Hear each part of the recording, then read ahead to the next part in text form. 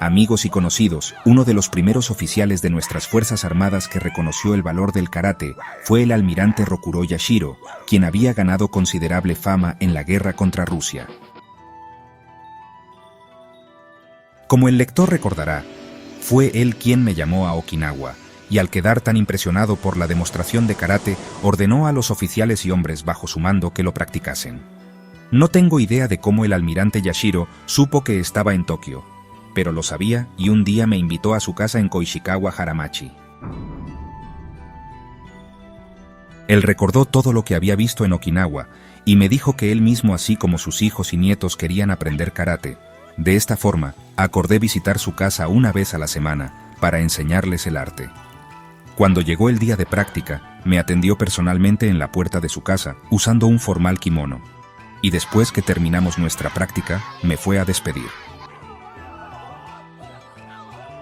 Teníamos frecuentes conversaciones antes y después de la práctica, y aproveché mucho su amplia experiencia.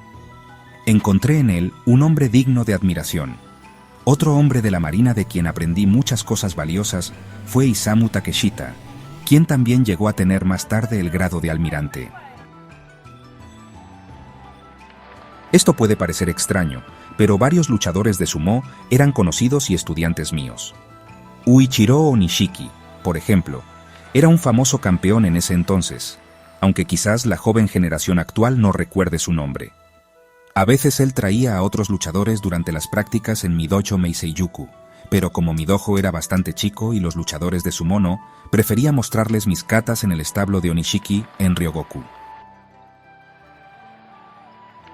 Otro luchador de sumo al que le di frecuentemente clases fue el campeón llamado Fukuyanagi, quien sufrió una muerte prematura al comer pez globo mal preparado. Los luchadores siempre estaban muy atentos durante las prácticas, y así como lo hacen actualmente, ellos hacían frecuentes giras a través de todo el país. Tan pronto como retornaban a la capital, volvían a mi dojo para contarme. Recuerdo que un día, el gran campeón Onishiki y yo estábamos paseando por el puente Ishikiri en Koishikawa cuando comenzó a llover.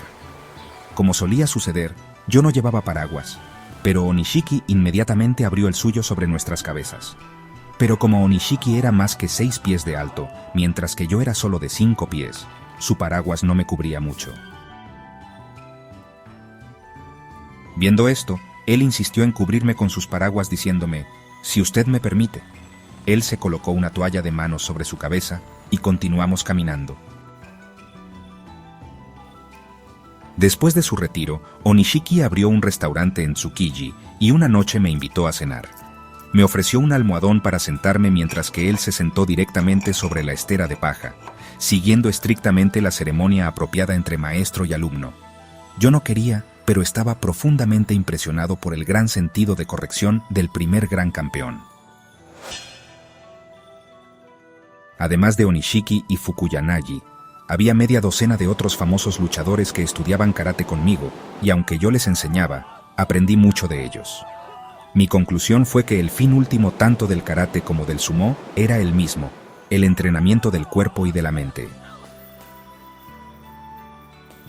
Shotokan. Es difícil de imaginar la catástrofe que azotó Tokio el primer día de septiembre de 1923. Ese fue el día del gran terremoto Kanto. Casi todas las edificaciones eran de madera, y cuando comenzó el fuego después del terremoto, la gran capital quedó reducida a ruinas. Mi dojo afortunadamente se salvó de la destrucción, pero muchos de mis estudiantes simplemente desaparecieron en el holocausto, al caerse e incendiarse los edificios. Los que sobrevivimos hicimos todo lo posible para socorrer a los heridos y a los que quedaron sin hogar en los días siguientes al terrible desastre. Con el resto de mis estudiantes y otros voluntarios que junté, ayudamos a dar comida a los refugiados, a limpiar las ruinas y a asistir en el trabajo de disponer de los muertos.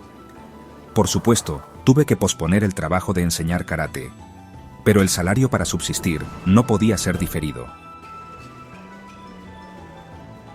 Después de un corto tiempo, unos 30 de nosotros encontramos trabajo en el banco Daiichi Sogo haciendo esténciles. No recuerdo cuánto nos pagaban ni cuánto conservamos el trabajo, pero recuerdo que el viaje diario desde el dojo en Suidobata hasta el banco en Kyobashi fue por poco tiempo. Las usaba desde que era joven, en Okinawa, y no veía razón para cambiar ahora que viajaba hacia mi trabajo en el banco. La jeta de un solo diente que yo usaba estaba hecha de una madera muy pesada y hacía mucho ruido al caminar, tan fuerte como las jetas de metal usadas por algunos para actualmente entrenarse en karate. No dudaba que los que pasaban me miraban ocultando la risa, divirtiéndoles que una persona de mi edad fuese tan vanidoso como para querer ser más alto. Después de todo, yo me sentía bien con mis 50 años en esa época. Sin embargo, les aseguro a mis lectores que mi motivo no era por vanidad. Yo consideraba a mi jeta de un solo diente como una necesidad para mi entrenamiento diario. Con el pasar de las semanas y los meses, Tokio comenzó a reconstruirse y llegó el tiempo donde vimos que nuestro dojo estaba en un estado irreparable. El Meisei-yuku se había construido alrededor de 1912 o 1913 y no se había hecho nada por él en largo tiempo. Afortunadamente, habíamos conseguido algún dinero de la prefectura de Okinawa y de la sociedad becaria de Okinawa para hacer las reparaciones tan necesarias. Llegó el momento, sin embargo, en que este arreglo fue inadecuado. El número de mis estudiantes crecía así como el de estudiantes de esgrima. La consecuencia de esto era que yo estaba estorbando a mi benefactor.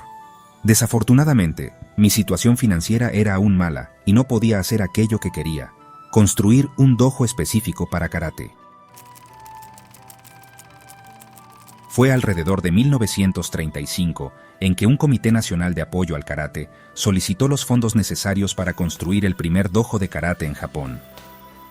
No fue sin algo de orgullo que en la primavera de 1936 entré por primera vez en el nuevo dojo en Soshigaya, Toshima Ward, y vi sobre la puerta una placa que tenía el nuevo nombre del dojo, Shotokan.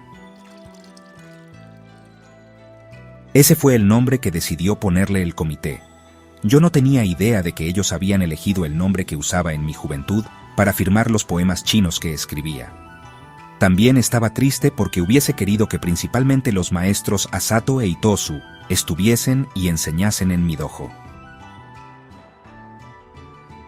Ay, nadie puede durar tanto en esta tierra, así que el día en que el nuevo dojo se inauguró formalmente, quemé incienso en mi pieza y oré por sus almas. En mi imaginación, estos dos grandes maestros parecían sonreírme, diciéndome, «Buen trabajo, Funakoshi, buen trabajo». Pero no cometa el error de sentirse satisfecho porque todavía tiene mucho que hacer. Hoy, Funakoshi, es solo el comienzo. ¿El comienzo? Yo tenía cerca de 70 años. ¿Dónde iba a encontrar el tiempo y la fuerza para hacer todo lo que faltaba? Afortunadamente nunca me preocupé ni sentí mis años y determiné, como mis maestros me lo demandaban, no renunciar. Había aún, me dijeron ellos, mucho que hacer. De una u otra forma, yo lo iba a hacer. Con la inauguración del nuevo dojo, uno de mis primeros trabajos era hacer una serie de reglas para ser seguidas como un programa de enseñanza. También formalicé los requerimientos para los grados y clases, Dan y Kyu. El número de mis estudiantes crecía día a día, así que nuestro nuevo dojo, que al comienzo parecía más que adecuado para nuestras necesidades progresivamente, quedaba más pequeño. Aunque, como dije, no sentía mis años, hice hasta lo imposible para cumplir con todos los compromisos que se habían acumulado. No solo debía conducir el dojo, sino también las universidades de Tokio, que estaban formando grupos de karate en sus departamentos de educación física, y esos grupos necesitaban instructores. Esto era demasiado para una sola persona, dirigir el dojo y viajar de universidad a universidad. Así que puse en mi lugar a estudiantes avanzados para enseñar en sus propias universidades. Al mismo tiempo, puse a mi tercer hijo como asistente, delegándole el trabajo diario en el dojo, mientras que yo supervisaba la enseñanza en el dojo y en las universidades. Debo señalar que nuestras actividades no estaban reducidas solamente a Tokio. Muchos graduados de mi dojo y de las universidades consiguieron trabajo en ciudades de provincias y pueblos, con el resultado de que el karate comenzó a conocerse por todo el país, abriéndose un gran número de dojos. Esto me dio otra misión. Como el karate se extendía, yo estaba constantemente asediado por los grupos locales, viajando de un lado a otro dando clases y demostraciones. Cuando estaba afuera por algún tiempo, dejaba el trabajo en el dojo en las buenas manos de mis estudiantes más avanzados. A menudo me pregunto cómo elegí el seudónimo Shoto, del cual se originó el nuevo nombre del dojo.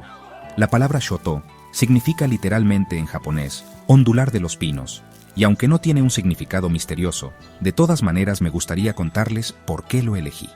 Mi ciudad natal de Shuri está rodeada de montes con árboles de pinos, ryukyu, y vegetación subtropical, entre ellos el monte Torao, que pertenecía al barón Chosuke Ie, quien en realidad fue uno de mis primeros patrones en Tokio. La palabra Torao significa cola de tigre, y es particularmente apropiada porque la montaña es muy estrecha, y el denso bosque parece una cola de tigre cuando se ve desde lejos. Cuando tenía tiempo, acostumbraba a caminar en el monte Torao, a veces a la noche, cuando había luna llena o cuando el cielo estaba tan claro que parecía una bóveda de estrellas. En esos momentos, si había algo de viento, se podía escuchar el crujido de los pinos y sentir el profundo e impenetrable misterio que yace en el origen de toda la vida. Para mí ese murmullo era como una música celestial.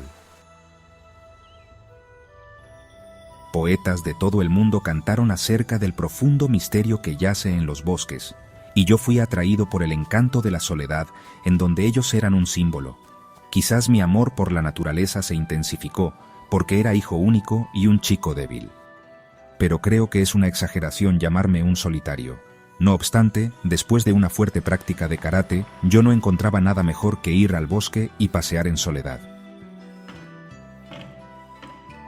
Luego, cuando tenía mis 20 años y trabajaba como maestro de escuela en Naha, iba frecuentemente a una larga y angosta isla en la bahía, donde se admiraba un espléndido parque natural llamado Okunoyama, con gloriosos pinos y un gran estanque de lotos. El único edificio en la isla era un templo zen. Aquí también acostumbraba a ir frecuentemente para caminar solo entre los árboles. En ese tiempo yo ya practicaba karate desde hacía algunos años, y a medida que me familiarizaba más con el arte, me hacía más consciente de su naturaleza espiritual. Gozar de la soledad mientras escuchaba el viento silbando entre los pinos era, según me parecía a mí, una excelente forma de alcanzar la paz mental que requiere el karate. Y como esto ha sido parte de mi forma de vida desde mi niñez, decidí que no había mejor nombre que Shoto para firmar los poemas que escribía.